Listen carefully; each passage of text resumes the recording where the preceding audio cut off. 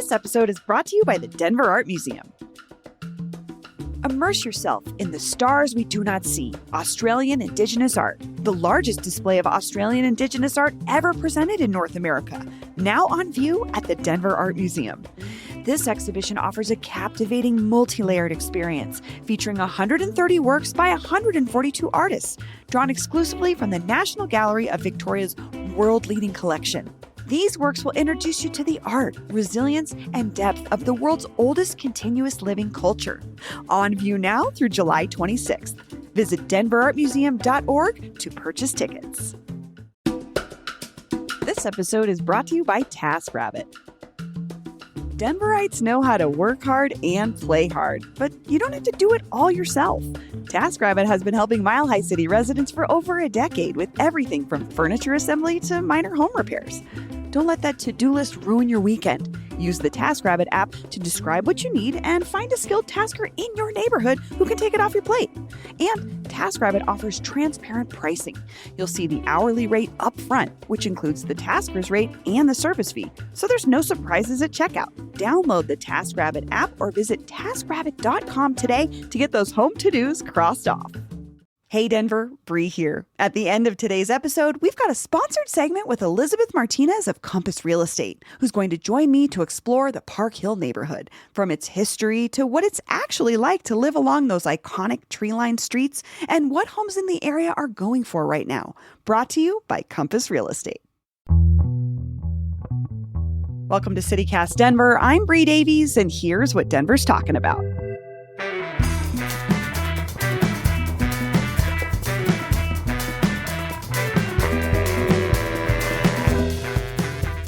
Today, we're talking about where we would take Democratic Party leaders to show off Denver's 2028 DNC potential, the latest on the Denver Immersive Repertory Theater, and more. Joining me today, producer Paul Caroli. Hello. Hey, what's up, Bree? Good morning. And we've got comedian, our man inside Casa Bonita, Joshua Emerson. Good morning. Yate Bena, Bree. How you doing? I'm good. Thanks for joining us. No, my pleasure. So let's start with this DNC conversation. Our friend Elliot Wenzler at the Denver Post wrote the story today.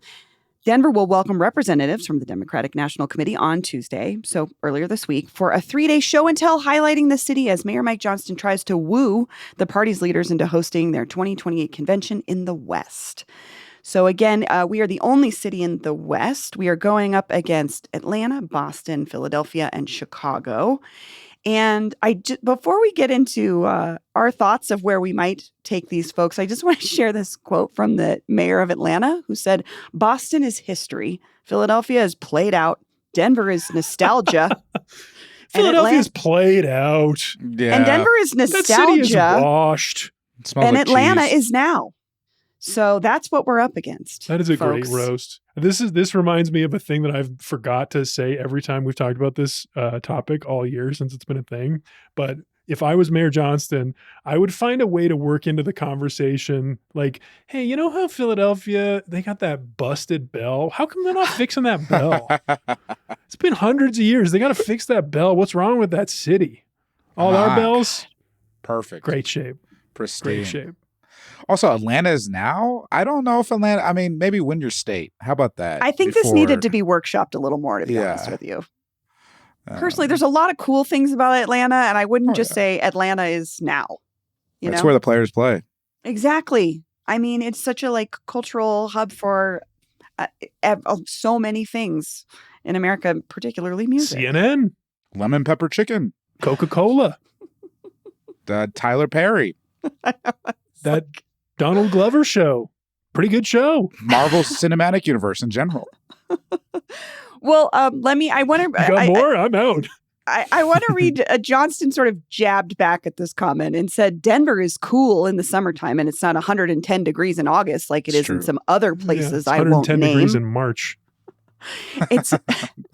And then he said, it's very much like you either have a 20,000 person arena or you don't. Atlanta does not. So those are our hot takes back from our mayor. Brutal. Yeah. But this had us thinking pretty sure their football stadium has a dome. The Mercedes-Benz arena. Oh, does it? I'm just going off my dome here. I need to check that, but They don't We have an will. exactly 20,000 seat arena, I guess, but they have a bigger one. And we will soon, but maybe not soon enough for this. Again, this is for 2028. Denver hosted the DNC back in 2008.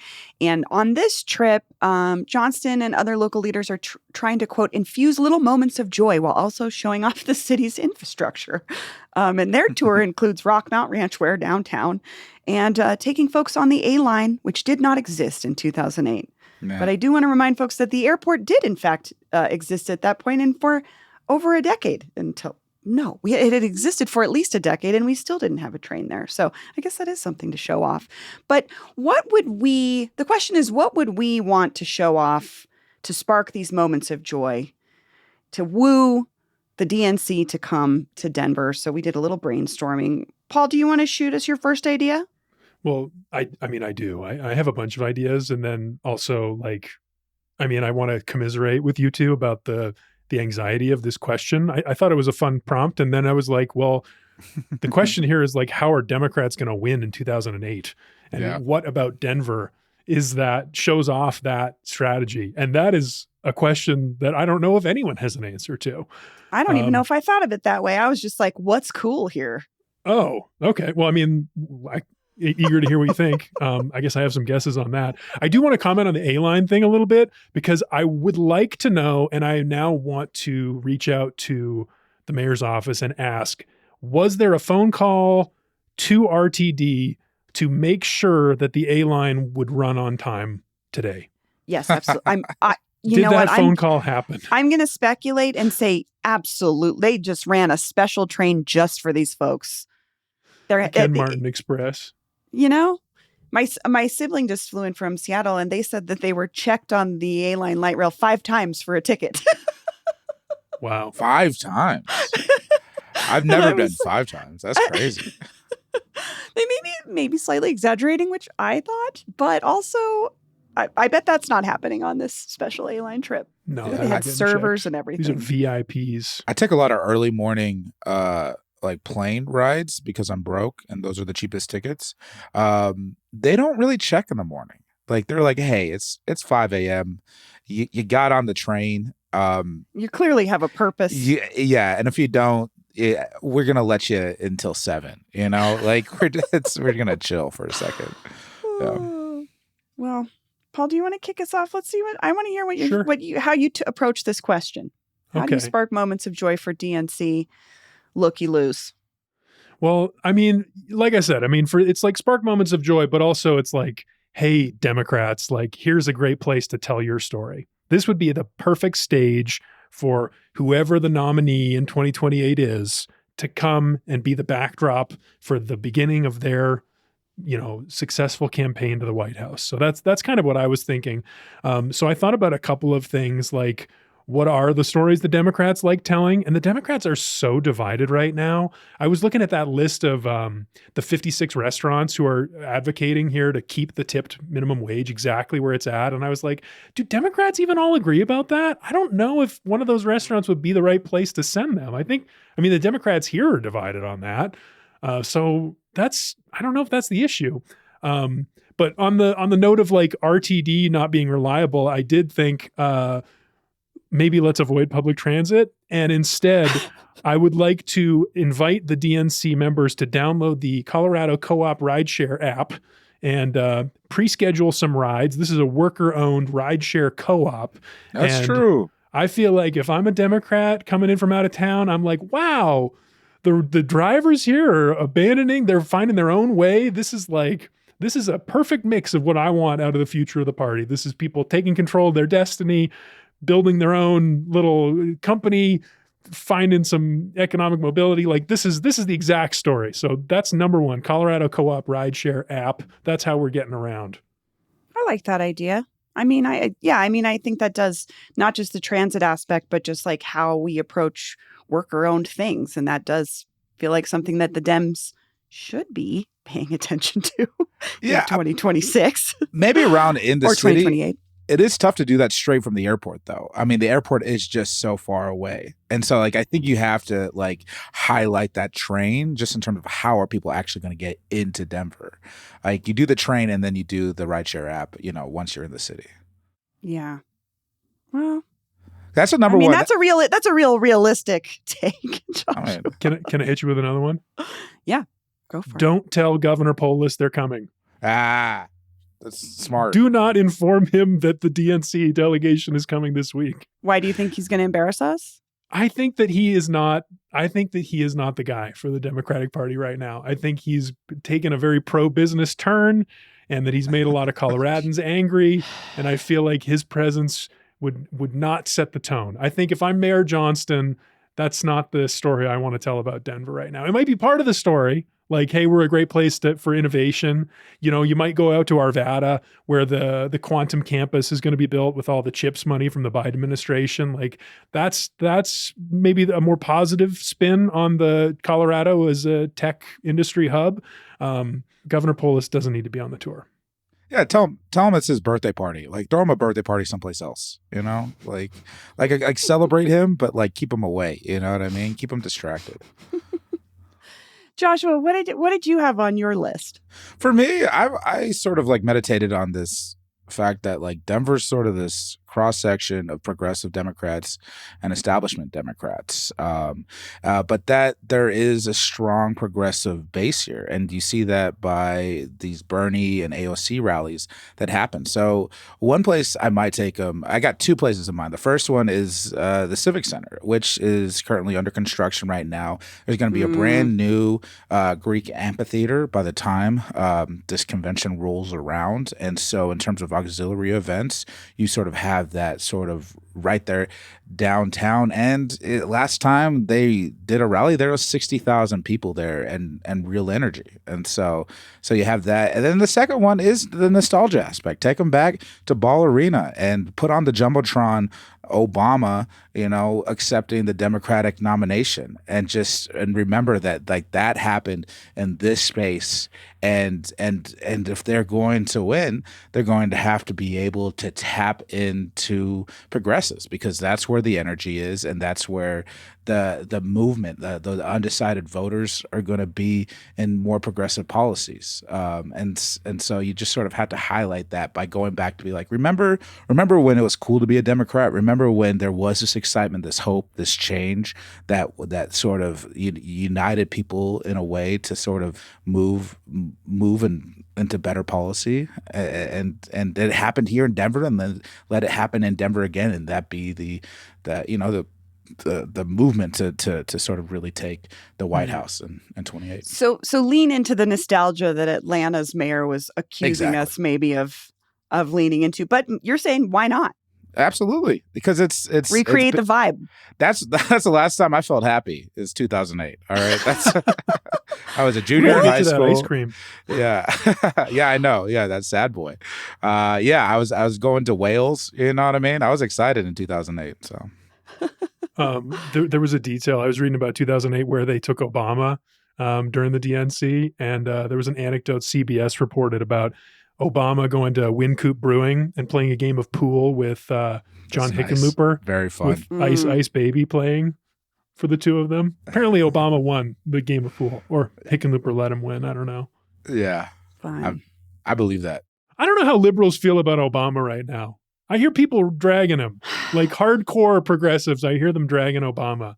Oh, yeah. It's not just the drone strikes either. It's like the healthcare half measure thing. And like, there's a part of me that's like, I see an Obama nostalgia movement happening. Then the other part is like, some Democrats really want to move on from that like technocrat kind of compromise approach. Yeah, I mean, it's definitely a divide, I think, that comes a little bit down to age, but also just level of progressiveness for sure. Folks that are more closer to the center are probably having that Obama nostalgia, but you're right. People that are farther to the left are definitely not. And it's a big tent, you know what I mean, between the progressives and the establishments. And you have to sort of unite the entire tent, unfortunately, just because of what you're sort of up against on the other side. And the other side has done good to like, I mean, not every Republican is a MAGA Republican, but they've been able to sort of all fall in line. So I think you're onto something with Ball Arena, Joshua. I had that down as well. That's like a genuine prediction. I think that this DNC delegation will be at the Avalanche game tonight, the playoff game too against the Minnesota Wild. That is Listeners will already have know that this will have already happened. You'll already know if I'm right or wrong, but my prediction is they are on that Jumbotron tonight. Any game when you have box seats to anything, it makes it fun. So it doesn't even matter if you're a hockey person. I think you're going to have a good time because you're getting the best of the best experience at Ball Arena. And you're going to get 9 goals. Brings down a platter of cauliflower, gluten-free crust pizzas. Everyone has a good time.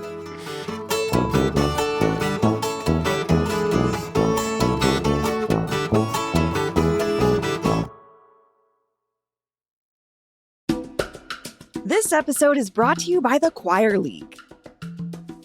Denver Choir League is a social choir for young and young at heart professionals. The Denver Choir League invites you to join them for a one-night-only performance of Rebel, Rejoice, Repeat. This will be a soul-igniting evening of song in partnership with Lonnie Norwood and the extraordinary Uniting Voices Chicago Youth Choir. The event will also feature a stellar lineup of musical talent, including brass players from the Denver Municipal Band. You'll hear stirring spirituals, freedom songs from South Africa, a beloved gospel anthem, and other musical surprises that invite everyone to lift their voices. This will be an unforgettable night that will move your heart and raise your spirits. The performance is on Friday, May 15th at the Central Presbyterian Church. Doors open at 6:15, performance is at 7, and there'll be a cash bar. Grab your tickets today at centraldenver.com/concerts. That's centraldenver.com/concerts. This episode is brought to you by MultiPass. Founded by event hosts for event hosts, MultiPass is the platform to sell tickets and memberships and build a connected local audience. When you sell tickets through MultiPass, your crowd can utilize the unique community chat feature that unlocks post-RSVP. This helps attendees connect and engage with each other. How cool is that? Plus, MultiPass solves cash flow issues with same-day payouts and has revenue-sharing tools built in, which automatically splits ticket revenue between producers, performers, and promoters. Use the promoter dashboard to boost attendance with built-in tools to add street teams and track performance. MultiPass also offers membership management tools to build loyalty with your own audience. Proudly based in Denver and deeply rooted in the local event and creative scene, MultiPass is designed to help everyone in the event ecosystem win, not just the platform. Learn more at multipass.com. That's multipass.com. Well, I'm going to go. I have to say, I thought a lot about Atlanta because I guess we're going up against Atlanta since Atlanta was picking a fight with us. And my thought is like, again, how do you compare with Atlanta's music history? I mean, we've got Outkast, Gucci Mane, Young Thug, Left Eye, Killer Mike, 2 Chainz. It's the music scene there is bananas. Like, we should do the DNC there. You're making a good case for Atlanta right now. Those guys are cool. But I will say we have amazing venues. And I know Red Rocks is an easy one. Although I don't know, this time of the year, apparently it's not because of rain. So I would either have set up a show at the Fillmore or the Federal Theater because I want to show off how awesome our like movie houses turned venue spaces or other, historic buildings turned into venues are because I've heard this from so many musicians. Cities don't have what Denver has when it comes to these kind of cool venues. So I would do a VIP show at the Fillmore or the Federal Theater. Or the other thought was close down the MCA. You get a private tour of the MCA and then you get a rooftop show at the MCA because the rooftop of the MCA sells Denver to me so easily. I'd put together a local lineup. I don't know. Maybe Who's headlining? I mean, I think I'd have to go with someone like a big name like Devotchka. I'd have to pull some favors, but also I'd thought about collaborating. Do you know anyone in Devotchka? Just my husband. Just wondering out of the blue. I just don't know if you know anyone in that band. And Nick and Tom and Sean and Jeannie. But no, I mean, what I would partner with the Blucifer Fest folks, like put together something really fun and diverse that shows off our music scene in a cool space. So we have so many great acts. I'm thinking about Old Man Saxon, Blank Slate, the Mananas. And again, I'd call in my favors, Kayla Marquis, Aaron Stereo, Los Mocochetes, and Trancer, and just put something really fun together. But I just have to say the MCA is such a great selling point to me for us in our art scene. And I've been to so many cool events there. And that's where I would take them. I would put on a special, secret, invite-only event, populate it with cool people, and put on a show and show them Denver from the rooftop. Oh, the rooftop party is such a great idea, especially at the MCA. I actually like it. They a lot of times they'll do the DJs like on the second floor, and so like the whole place is bumping. I Like, love it. and then you just like go up to the roof to just like take a second, and there's all these cool people. Yeah, I love that idea, Brie. Thank you. Thank you. I think they have a great bar too. And just like that, you can be indoor, outdoor on that patio. It doesn't matter. And it True. looks beautiful. It's the nicest part of downtown. Oh, it's Good the call. best. It's the best. Okay, Paul, what else? What else you got? Okay, 2 restaurants. All right. These are the places I'm Mm. making reservations, and like this is to show off that Denver can accommodate any of the potential nominees. Whoever it is the candidate. There's a place for all. So 2 I've got restaurants, huh? two picks. Number 1, Aguanile, Puerto Rican Social Club. Mm. This is for AOC. If AOC is the nominee, her heritage, Puerto Rican, she worked at, before she was a politician, she worked as a bartender at Flat's Fix, a taco and tequila bar in Union Square. So this is a place where we could go and leave huge tips for their bartenders and / future candidates. Aguanile, cool spot. I haven't been there yet. I really need to go. And then a ridiculously expensive wine bar in Cherry Creek. I've never heard of, I don't know anything about it. Never been. Le Bilboquet. I think it's French, but a place to buy a ridiculously expensive bottle of wine for perhaps Gavin Newsom if he is the nominee. I think that's a place where he would be comfortable. I'd go with Barcelona Wine Bar if I was going to do that, but I don't know how Denver-y they are. It's just such a great spot. I don't drink wine, but this is what I've heard. I mean, I'm an Alma Fana guy. I think that's the best sort of. That's how you're gonna wow. That's the wow factor. There's just like nice laid back vibe, and I think the food there's just so delicious. So yeah, my take on the food or a bar. I'm going to stick downtown. I'm going to take them to La Fiesta because I also think that's a test for people. I'm like, I want to know what you really think about Denver. And if you don't understand this, then you don't understand Denver. And I'm talking for green chili's sake. But also, this is the narrative. This is the story. This is a family-owned, multi-generation business, part of the Chicano history of the city. Like, there's so many ways to sell La Fiesta as a story from only Denver that, like, and it's it's personally a special place to me, but it's just like, it's a step back in time. Here's a little bit of taste of Denver. We're still a small town. We're still a place where families have businesses. And then after that, we'd go to the cruise room to get a drink and, that's where you do your deals. I feel like the cruise room, the Prohibition era vibes of that is unbeatable to me if you want to do some backroom conversations. Also, the artwork on the walls. We don't really have artwork like that. We don't have neon like that. I love the cruise room. I go in there and I look like a schlub every time I go. That's fine. But that's like my like cocktail place. I love, if you see me there writing, no, you don't. And leave me alone. Okay. So. I know, I agree with you. It's like if you're not in a tuxedo, you look out of place in there, but it's Denver, so no one's in a tuxedo. Yeah, that's right. Yeah. So. I don't know. I'm surprised. So no one said Meow Wolf. No one said Casa Bonita, which I feel that Casa Bonita was on my list too. And I wanted to see how union busting libertarians. No thanks. But here's the thing. But they probably donated to Democrats though. I don't think any of that matters when people just want to be able to go to Casa Bonita and see it for real. See the magic. And you probably get, again, a VIP version of this. Who doesn't want a VIP version of Casa Bonita? I thought you guys would align with me on Casa Bonita. Everybody gets a VIP version of Casa Bonita, all right? We treat celebrities just the same, okay? Yeah, when McLovin came through, all right, I wiped a booger on him, okay? It's weird. There weren't any headlines when I went, but I did see some headlines when that actress lady went the other day. What's her name? Oh, when Brooke Shields went? Yeah, to Brooke support Shields. The union? Yeah, she seemed, a lot of people were hugging her and people were excited when she showed up. I didn't get that. When I was there. Well, she's the president of Actors Equity. I don't. Yeah. Also, I guess she's a VIP. You're not a SAG member, so. Yeah, you're talking about my future wife there, Brooke Shields. All right, I was sheriff that day, and she was like, "The sheriff is hot." I'm like, "Let's go." Oh, I watched yes. Blue No, she Lagoon didn't. that night. Oh yeah, absolutely. No, I'm on Yes, record. let's talk Come about on. all the movies she was exploited in as a child, starting with Blue Lagoon. Maybe not Blue Lagoon. Maybe we'll wait until she's older. Good Yeah, Lord.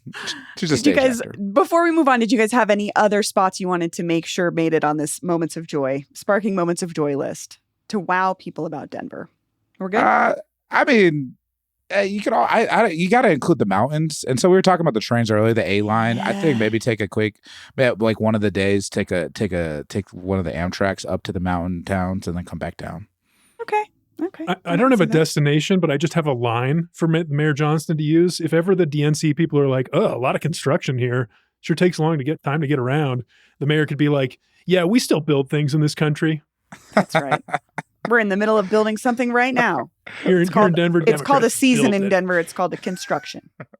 Okay, we're going to take a quick break. And when we come back, we're talking about the Denver Immersive Repertory Theater.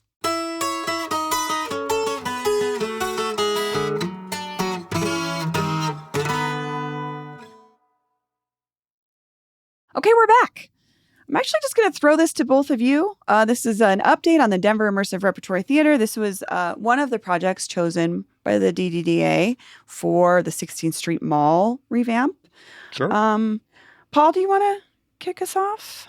Yeah, I guess so. So this is a great test case for how the mayor's work to revitalize downtown is going. You referenced the DDA, that's the Denver Downtown Development Authority. So a quick timeline on this project, and then we'll get into the good stuff, because Joshua's been asking some questions, and I've been doing a little bit of digging myself, and I think we got some new things to share. So if this is your first time hearing about the DDA, a small group of voters downtown approved this in November 2024. It expanded this development authority, which basically uses tax increment financing to raise money for catalytic investments downtown. It's been a couple years since then.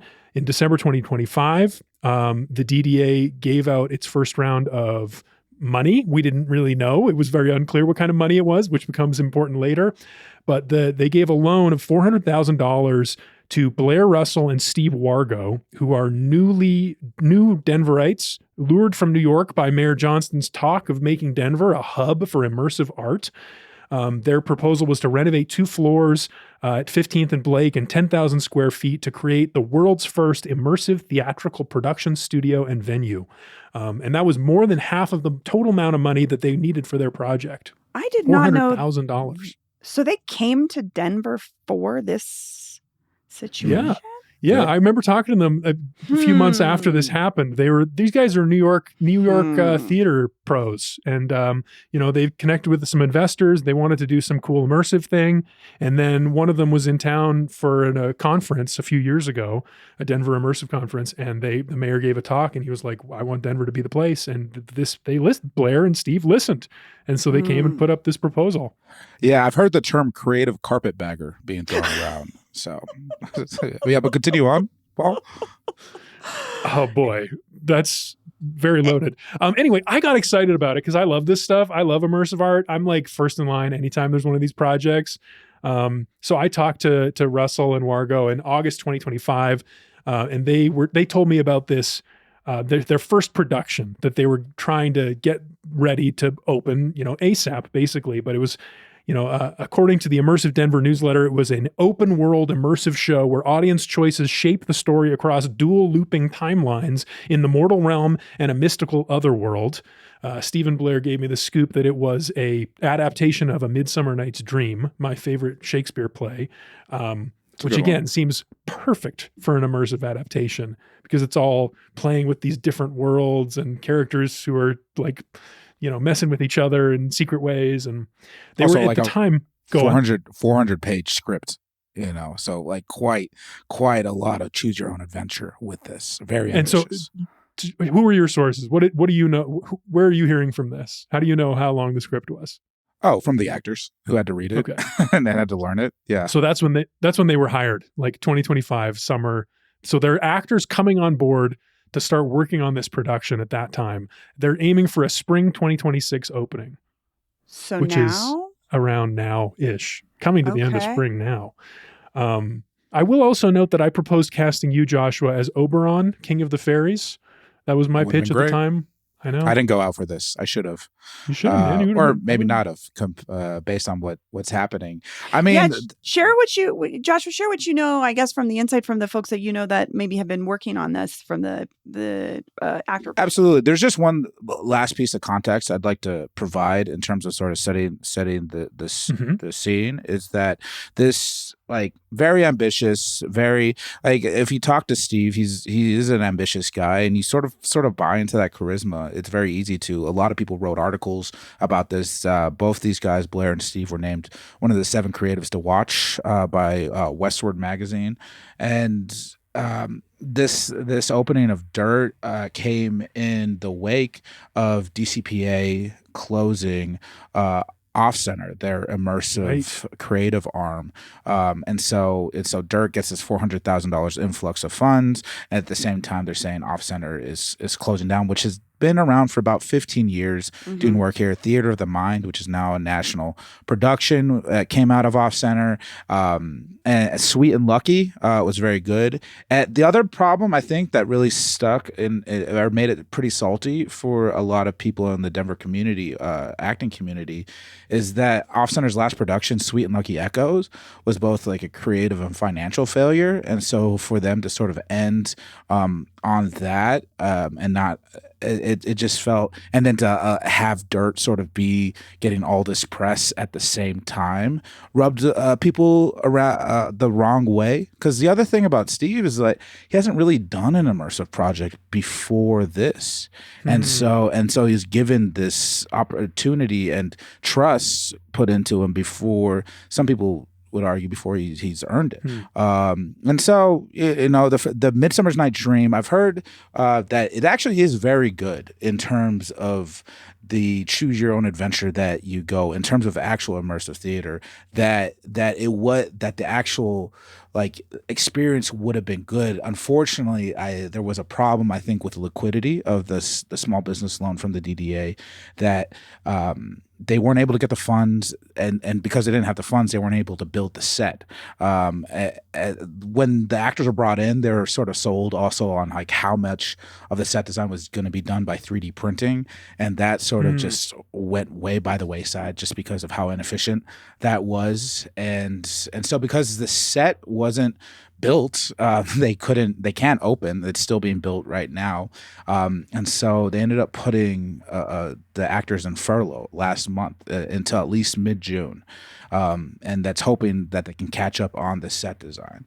And it's tough because one of the questions that lingers is that a lot of these actors were on equity contracts. And this furlough, is it a breach of that contract?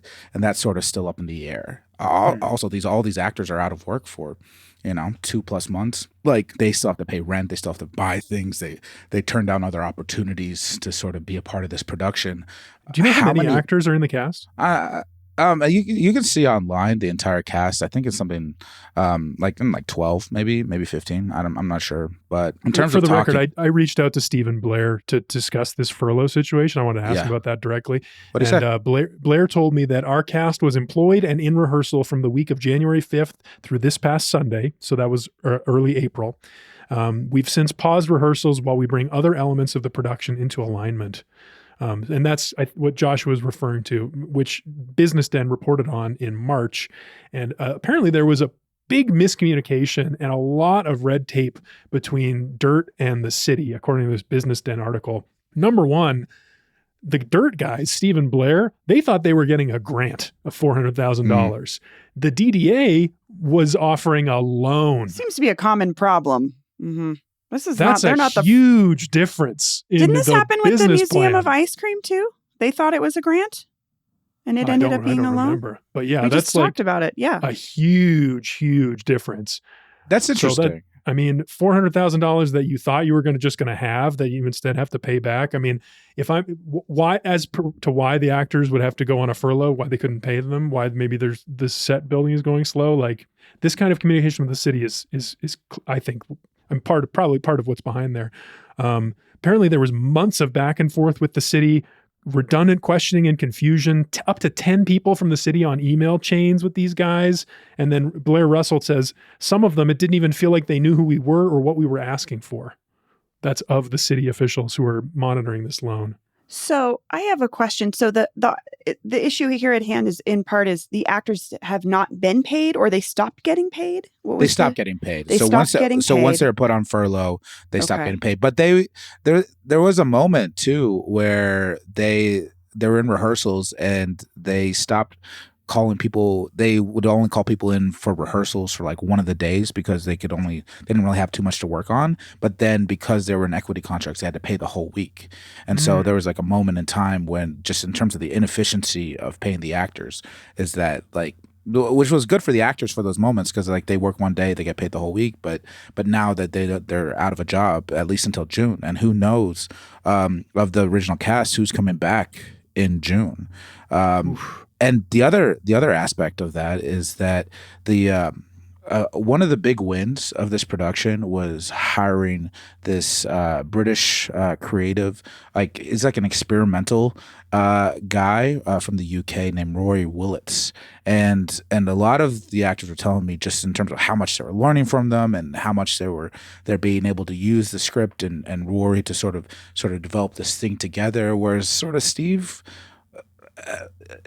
While you wrote it, he sort of had like this like Bridezilla reputation in terms of the additions that he was making with the cast, and Rory, he took a job at Juilliard during this furlough period, and so who knows if Rory comes back, and if it's just Steve with a Frankenstein cast, is it going to be as good? So my question is, the issues that, Paul, that you're saying that the theater operators were having with the city, this is impacting their ability to pay folks or push forward, or I mean, how I don't know directly. Come together? Blair did not talk to me. I'm just reading, trying to connect the dots here because we have the Business Den reporting that says there's a miscommunication around when the money would come in, and Blair indicated that was the reason in this email I got was the delay in the delivery of DDA funds, originally announced last July and not received until February, impacted elements of our production timeline and financing, according to Blair. So they thought they were going to get money and they thought it was just going to be theirs to keep, but now they know they have to pay it back, so they have to go find it somewhere else. My understanding is that the delay in funding, it hasn't really affected the actors besides the fact that they're put on furlough and they were in contract to be working now. They should be working because people should be in and seeing the production. The delay in funding actually just affected the building of the set, which has delayed everything. So I guess that's my question is, where does this leave us, or where does this leave them now? Well, that's the thing. They're selling tickets. Yeah. You can right now on the Denver Immersive Repertory Theater website buy a $250 groundling package, which includes 4 tickets to Midnight's Dream Soirée Enchantée, early access to ticket purchases for hypothetical future shows, invites to special events, 10% discount on future purchases. Like, they're trying to bring some money in so they can get this thing across the finish line and hopefully kick this flywheel into action. You know, they're trying to build a business here. There's a lot of moving pieces. And hey, Paul, are they communicating the fact that there's a delay in the opening of Midsummer Night's Dream to these people that are buying the groundling packages? I mean, not to me. I haven't bought one yet. I mean, that's the thing. I haven't seen any communication at all that the fact that this the fact that the actors aren't even going back to rehearsals until June, like that's like, so they're not going to open until after that, right? I mean, probably summer. Really, it sounds like probably at the very fall, earliest, probably October, to be honest. Yeah. How long did it take Casa Bonita to open? Weren't there tons of delays? Like it's not that different of a situation. Yeah. Yeah. I feel like that we covered that from the jump. Well, let's hope it's not another Fyre Fest. I don't know. That's the thing about this, and what people are sort of worried about in the Denver community is that immersive in Denver, it already has sort of like an uphill battle to sort of like have relevancy in like the normal person, and they've done good work here for close to 2 decades. I mean, 15 years of Off Center, and a lot of those productions were really interesting, really good, and then now there's this guy who gets a lot of good headlines and gets funding, and is it going to be good? And everybody's sort of worried about that, because if this is bad, what does that mean for the immersive scene in Denver going forward? And the city itself. I mean, the mayor this is part of his downtown big bet. revitalization efforts. This is a thing that This is his big would bet on hopefully bring downtown. people downtown, and maybe they go out to dinner before seeing a show, maybe go to a bar, like Sure. these kinds of things. Like an investment like this, you hope it has knock-on effects. And I don't 'Cause know. this is- I'm just go on. Well, it's right next to Comedy Works. And so there's this sense of like making Larimer, like Larimer is a jewel. I mean, and if you're reinvesting into 16th Street, and that walkway that's going over to Ball Arena, and connecting Union Station with Ball Arena, and having that all redeveloped. This was a part of it, and it could have been a big part, and still can. I was going to say, it kind of remains to be seen, right? I'm fingers crossed. I want this to succeed. Yeah. It's just I hadn't seen anybody talk about it, and that's really where I'm like, the actors are in an awkward place, and they trusted Blair and Steve, and it's really on Blair and Steve to sort of follow through and make sure that this production is the best it can be. Well, Joshua and I have agreed to be there opening night. So whatever Absolutely. happens, if there is an opening night, and yeah, I agree. I hope there is, and I hope it's great. We'll keep you all updated. Yep, we'll keep an eye on this as it moves forward. I think this is a good place to wrap up. Paul and Joshua, thank you so much. Take it easy, Bree. Thank you. Hey, Bree here with Elizabeth Martinez, real estate broker at Compass. Elizabeth, welcome back to CityCast Denver. It's great to be here, Bree. So, what neighborhood are we talking about today? We are heading over to the Greater Park Hill. Ooh, beautiful. Okay, let's start it off. What is your favorite piece of history that you like to share about Park Hill? It's amazing because it went through all phases of house discrimination and change. It went through exclusion with covenants. It went through institutional redlining. That's where banks would not loan to certain areas of town. There went through blockbusting and white flight, where basically real estate agents were scaring people out of the neighborhood. And then there was intentional integration, which was amazing. They actually had neighbors sign contracts that they wouldn't leave and would do mixers to introduce people. Now we are in the modern gentrification era. Yeah, it's definitely a complex story here with Park Hill. It's one of the more diverse neighborhoods. I guess when you describe Park Hill, like, does it have a more urban or suburban feel when you walk around a neighborhood? It's definitely suburban because it was built to be suburbia. It was built after City Park and Congress Park, which were smaller lots, and they definitely promoted this area as having the 6250 double lots. So it was promoted as a suburban alternative to the city. Oh, that's interesting because I do think of it almost as a little bit historic sometimes when I think about it, because the houses over there are so beautiful and not what I would think of like a 50s or 60s suburb. Some of the houses are older than that. It's a gorgeous neighborhood. What kind of buyer would gravitate towards Park Hill? It's those people that appreciate classical architecture and mature trees.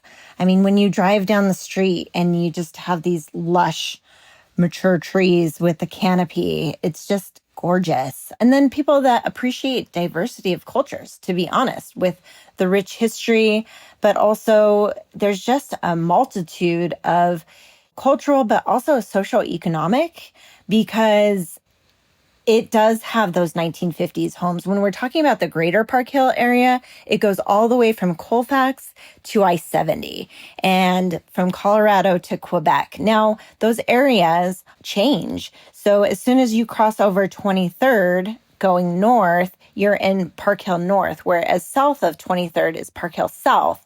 And then north of MLK is northeast Park Hill, even though it's more north. And then once you cross over Monaco, it changes again. So there's different demographics, we'll say, of homes as well in those different sectors. Well, that's a perfect segue into this question then. Like, what is the price range for a home in a neighborhood like Park Hill that is pretty wide and diverse?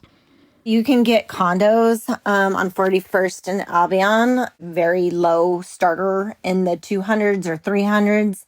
And then you get all the way up to the huge mansions on Montview and on 17th Avenue Parkway and Forest Parkway. Those are those literal streets that have parks in the middle. And those homes can be in the 2 million range. But you can get anything in between. So you can get a more modest bungalow or a Tudor or even a 1950s ranch for like $400 to, let's say, $650. That's cool. That's a really nice way to think about it. There's all these different avenues and entry points for a beautiful neighborhood like Park Hill. Something I want to ask you about, I think, before we go is how Park Hill has changed over the last few years, especially with development happening along Colfax and the surrounding neighborhoods. Is the community still as tight-knit, even with these big changes? That is the beauty of Park Hill, is that the neighbors definitely rally together. So before I jumped on this, I had conversations with people that lived in the neighborhood because I don't live there. And, they talk about the Facebook groups and how they rally for these, restaurants and shops on Colfax that are dealing with BRT. Now, granted, gentrification is happening like everywhere, but I do still think that people rally and try to stay within the neighborhood is what I've always noticed about people that live in Park Hill. They move there as young families for the schools like Park Hill Elementary and East High School, and then they just never leave. Like they upsize to a bigger home and then they downsize to a smaller home, but they don't leave because they do love the community, which is so amazing. Well, Elizabeth, thank you so much for sharing this, and thank you for being here. Again, check out elizabethmartinez.co to learn more. We'll have a link for you in the show notes as well, so you're just a click away. Thanks for listening. That's all for today here on CityCast Denver. If you enjoyed this show, why not take a minute to tell Representative Alexandria Ocasio-Cortez about us? Rate the show wherever you get your podcasts, follow us on Instagram and TikTok, and subscribe to our morning newsletter at denver.citycast.fm. We'll be back tomorrow morning with more news from around the city. Bye-bye.